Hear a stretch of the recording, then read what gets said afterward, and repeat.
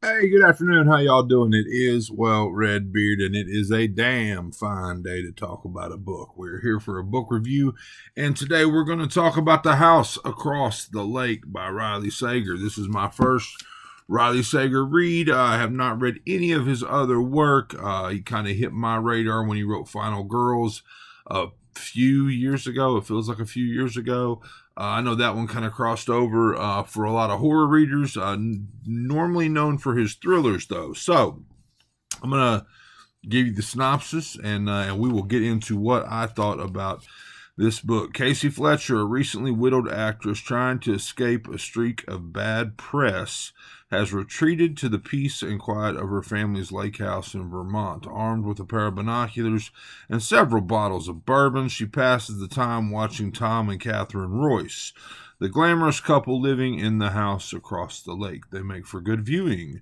A tech innovator, Tom is powerful and a former model. Catherine is gorgeous. One day on the lake, Casey saves Catherine from drowning, and the two strike up a budding friendship. But the more they get to know each other, and the longer Casey watches, the more it becomes clear that Catherine and Tom's marriage isn't as perfect as it appears. When Catherine suddenly vanishes, Casey immediately suspects Tom of foul play. What she doesn't realize is that there's more to the story than meets the eye, and that shocking secrets can lurk beneath the most placid of surfaces. Packed with sharp characters, psychological suspense, and gasp worthy plot twists, Riley Sager's The House Across the Lake is the ultimate escapist read. No lake house required. That's just silly. No lake house required. So I would say gasp worthy plot twist. That is correct, but only because I didn't like them. I didn't like the plot twist. My wife read this book, and did I already say this? I probably already said this. I'm not shooting this video again. I've actually flubbed this video 4 or 5 times now. I don't like when like a you use the supernatural to explain something away when it's not a supernatural book. Like this felt like it was a thriller. It felt like your basic murder mystery, and then it was like took us to a place where like, oh, how are they going to explain this? And oh fuck, it was supernatural. I felt the same way about and this is a book that people love, and people disagree with me on this, and that is fine. But The Last House on Needless Street by Catriona Ward. I mean, I felt like it took us to a place, took it to this place. Ah, fuck, it's multiple personality. And that for me, I just didn't like the way this thing climaxed. So you've got Casey. She's an alcoholic. She lives in a lake house by herself. Her husband drowned in this lake like a year ago, and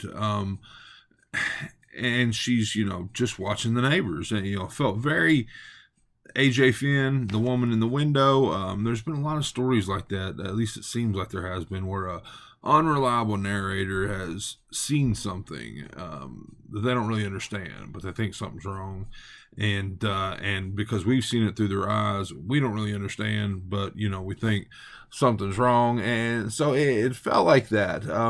Ultimately, like it said, she thinks Tom has done something with Catherine, and pursues this issue, puts on her detective hat, and goes to try to figure out what's going on. And there are a couple little elements I'm going to mention here that that are just vaguely touched on, and so much so that you do not think they're going to come back and play a major role in the story. At least I didn't. Well, more so one than the other. The one is that the lake is, has folklore around it. It's rumored to have like Native American magical type shit involved with it, and it's told like literally around a campfire by like another guy that lives there, and it just anyway.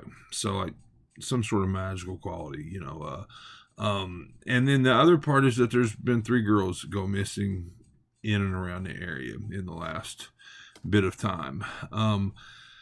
So, Casey believes that Tom has something to do with Catherine going missing, and furthermore thinks maybe he's responsible for the 3 girls.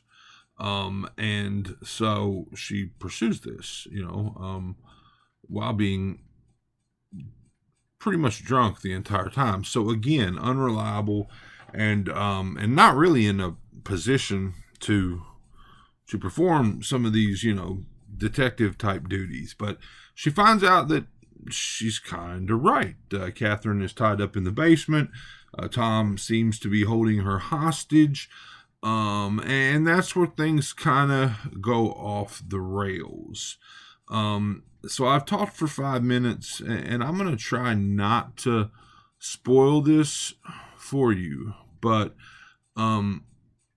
there is supernatural stuff that is now going to happen to explain away the events of this book. First of all, it talked about Casey finding Catherine struggling in the lake, and she does. She goes out and tries to save her early in the book, and doesn't feel like she had the time to get there in time. And when she gets there, the body's cold, the lips are blue. It feels like Catherine's not coming back from this. She rolls her over and coughs, spits up water. She's cool. Okay, so now we'll flashback forward to her being tied up in the basement. The deal is that Casey's dead husband, who drowned in the lake, is now living in Catherine's body. Yeah. So total supernatural twist. And again, I like supernatural. I like ghost stories. I just don't like them as, like, I don't know how to put it. I mean, it's okay to not like something and not be able to explain it. But I just don't like it when you take me deep into what I think is just a thriller and then throw some, supernatural shit at me to explain it away. So Casey's dead husband is in Catherine. Okay. So that's where we're at. Now, what I won't tell you is that Catherine or Casey knows things that she has selectively forgotten or drunkenly forgotten. I mean, so much so that, the whole thing about Tom Royce being this evil mass serial killer, so much so that she's going to pursue him and detect and be a detective. Like, she knows better. She knows something else, but she's forgotten it, and then just realizes it later. Like, just, and I get it, post-traumatic stuff, alcoholism, all these things, but I'm not going to ruin that part of it for you. I'm going to leave that alone. But it just felt convenient, like almost like in both those cases, in both this book and the other one that I mentioned, it felt like the author wrote themselves into a corner and then just, pulled a rabbit out of a hat. That's just kind of the way I felt with it. So I didn't hate the book. I got all the way through it. I did the audio version. The narrator was great. I enjoyed the narrator. I may do more Riley Sager books in the future.